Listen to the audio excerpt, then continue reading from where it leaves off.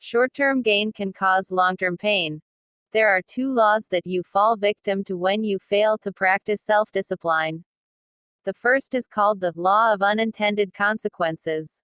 This law states that the unintended consequences of an action can be far worse than the intended consequences of that behavior because of a lack of long-term thinking.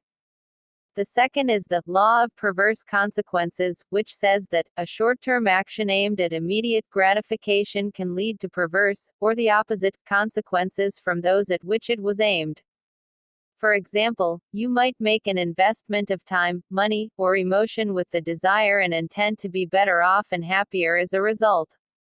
But because you acted without carefully thinking or doing your homework, the consequences of your behavior turned out to be far worse than if you had done nothing at all.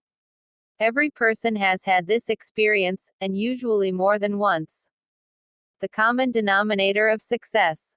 Herbert Gray, a businessman, conducted a long-term study searching for what he called the common denominator of success.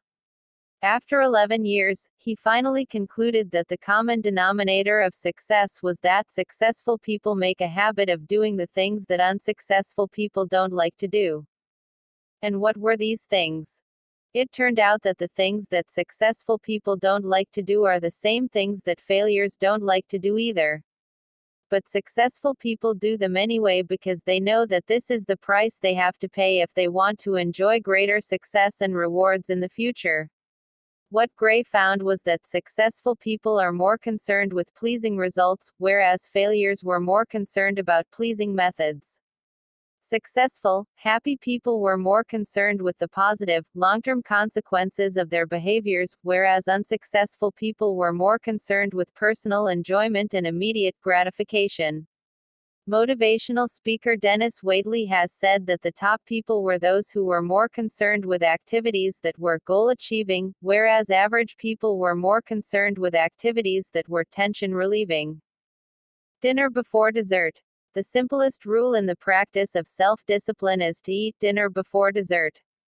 In a meal, there is a logical order of dishes, and dessert comes last. First, you eat the main courses and clean your plate, only then do you have dessert.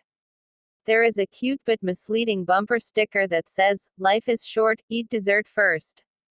Just think what would happen if you came home after work and, instead of eating a healthy dinner, you ate a large piece of apple pie with ice cream.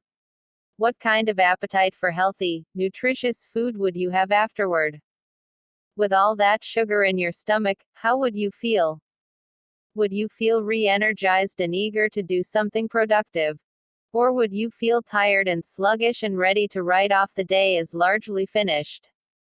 You get the same result when you go for a drink or two after work and then come home and turn on the television. These are simply different forms of dessert that largely eliminate your ability to do anything useful for the rest of the evening. Perhaps the worst part of all is that, whatever you do repeatedly soon becomes a habit. And a habit, once formed, is hard to break. The habit of taking the easy way, doing what is fun and enjoyable, or eating dessert before dinner becomes stronger and stronger, and it leads inevitably to personal weakness, underachievement, and failure. The habit of self-discipline. Fortunately, you can develop the habit of self-discipline.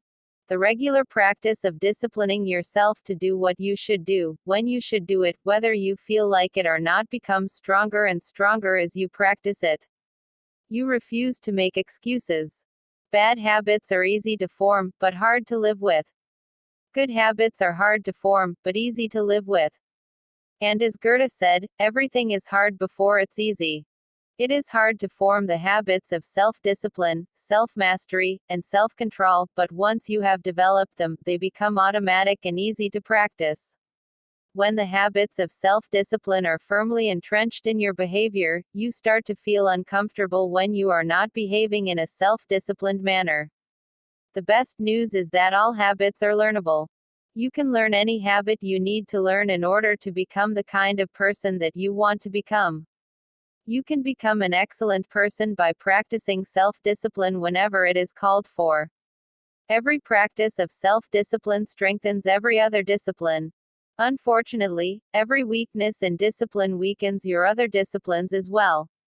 To develop the habit of self-discipline, you first make a firm decision about how you will behave in a particular area of activity. You then refuse to allow exceptions until the habit of self-discipline in that area is firmly established. Each time you slip, as you will, you resolve once again to keep practicing self-discipline until it becomes easier for you to behave in a disciplined way than to behave in an undisciplined way.